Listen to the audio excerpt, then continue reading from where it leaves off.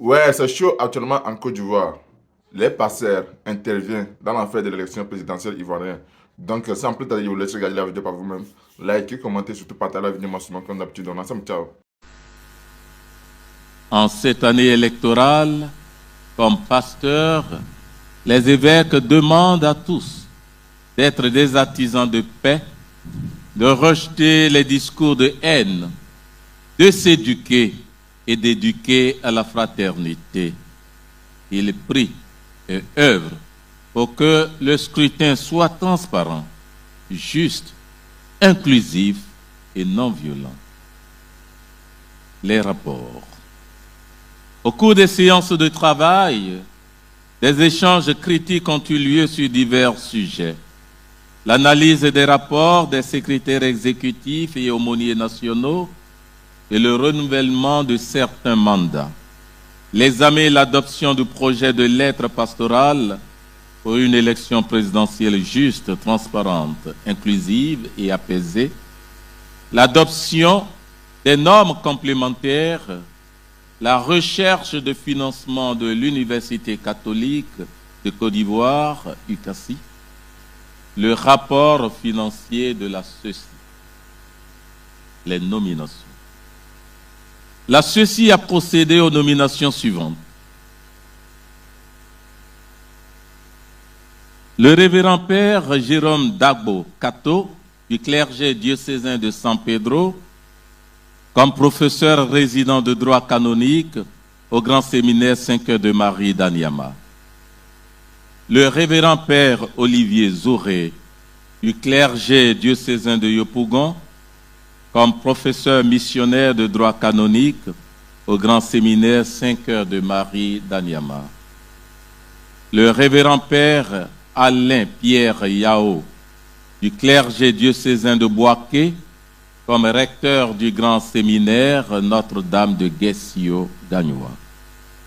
Le révérend père Jean-Luc Ouadou, du clergé diocésain de Bandoukou, comme professeur missionnaire d'histoire de l'Église au grand séminaire Saint-Cœur de Marie d'Anyama.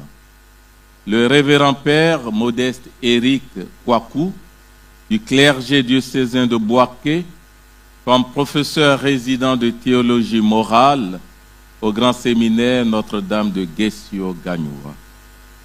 Le révérend père Vincent Zebo, du clergé diocésain d'Abidjan, comme professeur résident de droit canonique au grand séminaire Notre-Dame de Guessio Gagnoua. Le révérend père Herman Cadio, du clergé diocésain d'Agboville, comme professeur résident de liturgie au grand séminaire Notre-Dame de Guessio Gagnoua. Le révérend père Félix Nyenan Tchening Koulibaly, du clergé diocésain de Katiola, comme professeur missionnaire de droit canonique au grand séminaire Notre-Dame de Guessio Gagnoua.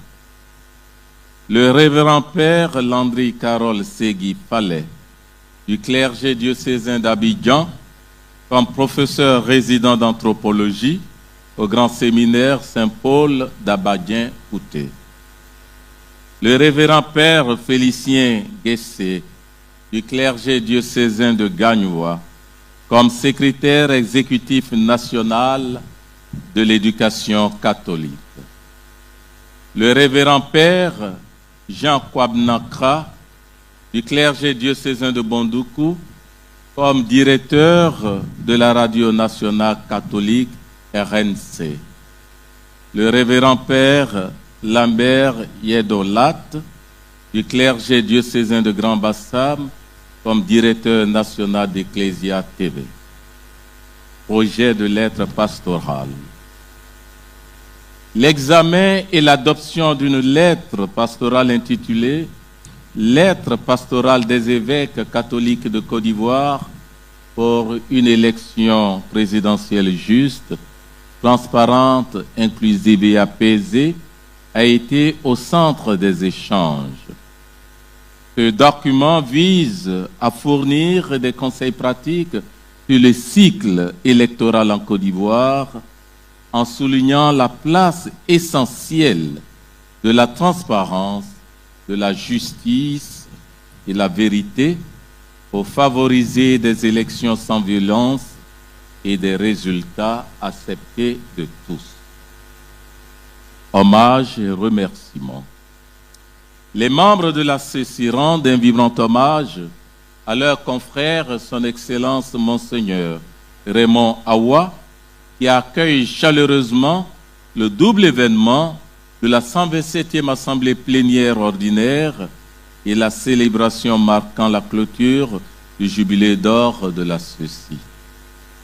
Les évêques tiennent à exprimer leur profonde gratitude à son Excellence Monseigneur Mauricio Ruetabels pour sa présence bienveillante à la cérémonie d'ouverture de la 120e Assemblée plénière. Se sentent honorés par sa participation effective et pour les mots bienveillants et pieux à lui adressés par la Secrétairerie d'État au nom du Saint-Père le pape Léon XIV en ce moment important de leur cheminement ecclésial. Il le remercie également pour les nominations récentes des archevêques de Korogo et de Gagnoua, signe concret de l'attention et du soutien du Saint-Siège à l'Église en Côte d'Ivoire. Ils expriment leur profonde gratitude au corps préfectoral, aux autorités municipales, militaires et coutumières, ainsi qu'au brave peuple du diocèse de Grand-Bassam, en particulier les sœurs orantes et le personnel du centre d'accueil de Kodjobwe, pour leur hospitalité et les commodités mises à leur disposition pour le bon déroulement de leur assemblée. Les évêques adressent leurs sincères remerciements aux prêtres en fin de mandat. Durant les années de service, ils ont généreusement consacré leur force, intelligence, foi et cœur à la mission que l'Église leur avait confiée. Leur dévouement, parfois dans des conditions exigeantes, a été un signe vivant de leur fidélité à Dieu et à son peuple. Les évêques les assurent de leur profonde gratitude pour leur engagement, leur zèle missionnaire et leur témoignage sacerdotal. Les évêques de Côte d'Ivoire, dans le cadre des célébrations du jubilé d'or de leur organe de collégialité, ont conclu leur 127e Assemblée plénière ordinaire par un pèlerinage collectif sur les tombes des cardinaux Bernard Yago et Bernard Agré à la cathédrale d'Abidjan. Ils ont collectivement prié pour le repos éternel du pape François. S'unissant toute la nation, les évêques ont rendu grâce à Dieu pour l'élection du pape Léon XIV. Ils lui adressent leurs félicitations et lui expriment leur communion pleine et entière et leurs vœux sincères pour un ministère pétrinien fructueux et long. Date et lieu de la prochaine assemblée plénière. La 128e assemblée plénière de la Conférence des évêques catholiques de Côte d'Ivoire se tiendra du 19 au 25 janvier 2026 à San Pedro, dans la province ecclésiastique de Gagnoua.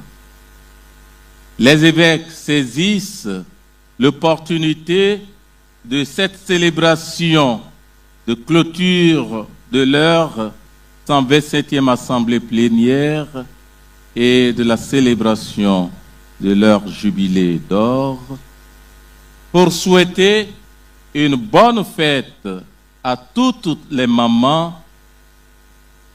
Il prie pour que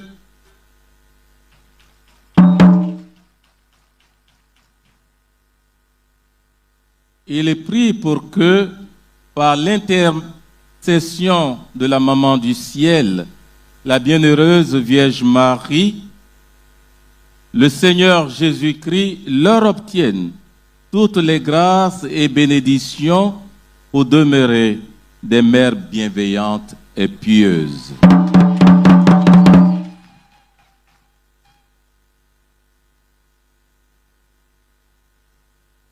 fait à Grand Bassam le 25 mai 2025, au 6e dimanche du temps pascal de l'année C, pour les archevêques et évêques de Côte d'Ivoire, signé Monseigneur Marcelin Yao Kwadio, président.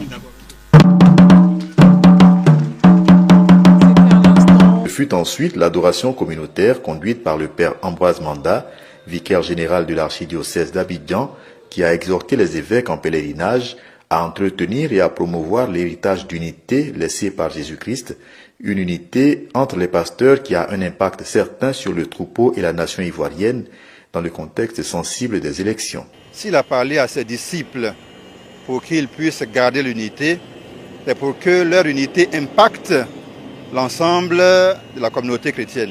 Et nous, les prêtres, les évêques en premier, doivent recevoir ce message du Christ comme un défi personnel à relever afin que l'unité soit, pour ainsi dire, le partage de l'Église.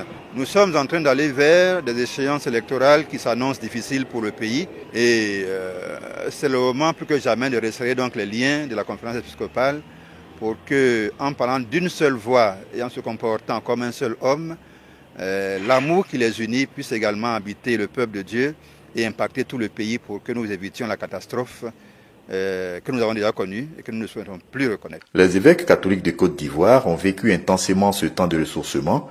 Monseigneur Gaspard Bébigneba, évêque de Mans, nous explique le sens de cette démarche des prélats. Ce rassemblement montre que nous marchons ensemble avec l'Église universelle, nous marchons ensemble avec tous les chrétiens, prêtres, fidèles, laïcs et consacrés de notre pays et de chaque diocèse.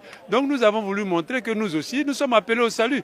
Nous sommes appelés à la conversion, à la sanctification et que c'est en nous convertissant nous-mêmes, en étant dociles à l'Esprit Saint, que nous pourrions effectivement conduire le peuple de Dieu vers Dieu.